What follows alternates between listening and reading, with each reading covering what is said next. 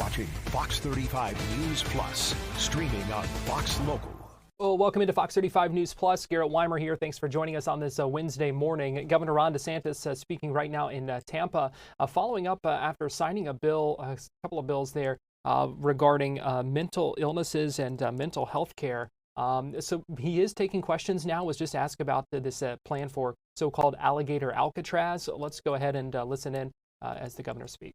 It'll help our state and local law enforcement with relieving some burden on resources. We'll probably also do something similar up at Camp Blanding, which is where our National Guard headquarters to train there. We have some capacity there, so Kevin Guthrie, Division of Emergency Management, are working on that. So we'll have a formal announcement on both of those very, very quickly. There's zero environmental. I mean, you're talking about the guy that's plowed how much money into Everglades restoration? Why would I want to do anything that would do? In fact, Ben Albritton and I had to fight to get Everglades fully funded. The original House budget print in the Florida House cut $500 million out of Everglades restoration. I called for, we did $1 billion more my first 4 years than the previous 4. We're exceeding that by leaps and bounds in these 4. And it's made a difference. We're going to be doing the ribbon cutting for the C-43 reservoir over on the western side of Lake Okeechobee. Huge project. We did the stormwater treatment part of the EAA reservoir ahead of schedule, which is south of Lake Okeechobee. We did the C-44 reservoir. The feds haven't done their part on that, and they haven't done their part on the southern part of the reservoir. We've got a lot of resources in the budget to continue the momentum. So we will do it. It will have zero impact. This is an airport that's already there. Clearly, from a security perspective, if someone escapes, there's a lot of alligators you're going to have to contend. No one's going anywhere, once you do that. It's as safe and secure as you can be. And it's just like we do in storms and hurricanes. It isn't like we're going to start doing permanent sewer and all that. It's all temporary. We set it up, we break it down. This isn't the first rodeo. This thing's been used a bunch of times over many, many years. And so the impact will be zero. And that's in keeping with our policy to do really historic Everglades restoration. I think people are they're trying to use the Everglades as a pretext just for the fact that they oppose immigration enforcement. I mean, let's be clear. That's where you are on the far left now. They don't want the laws enforced at all, and you're seeing that with some of the demonstrations and some of the other things. And you have a right to have that view, but that is not the policy of the United States of America. That is not the policy of the state of Florida. So I think the capacity that will be added there will help the overall national mission.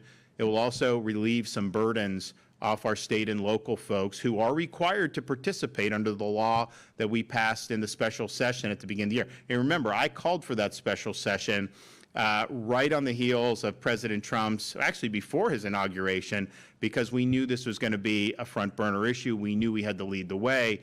And particularly the leadership in the House of Representatives really fought us on that and initially said, oh, it's premature. We can just deal with it in the regular session. First of all, that would have been many months later, and that would have lost time. Second of all, it would not have gotten done in the regular session. I can tell you that. Had we not called that special session, the immigration legislation, which now President Trump's administration is telling other states to emulate, that would not have gotten done. And so it's important that we're leading the way on this. I think it's going to ultimately be the case that other states start to follow through a little bit more like Florida is.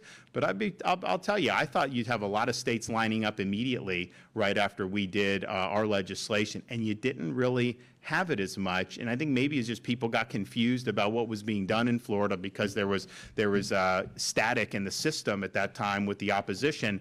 But eventually the plane landed, and so this will be. But this is fully funded by the federal government. So I'm a big believer that we need to enforce our laws. The resources that we've brought to bear on doing things like that, like for example, on helping supplement the Coast Guard's interdiction efforts off our coasts.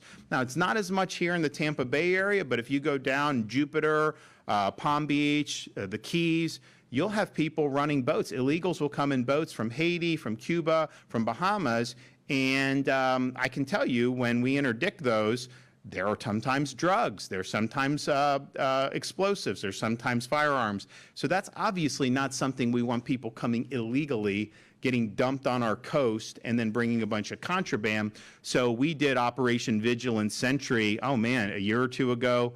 And we've been, just because of Florida's efforts, we've turned 18,000 illegals over the Coast Guard for repatriation during that time. And so that requires us to expend resources, but I think that that is very well spent. Would you rather have had those 18,000 wash up on the shores of Florida? And even if they don't mean any harm, then you're responsible, basically, and they become public charges effectively, which is not what we want either. So I'm somebody that I think it's a good use. If you're a law and order state, that's across the board.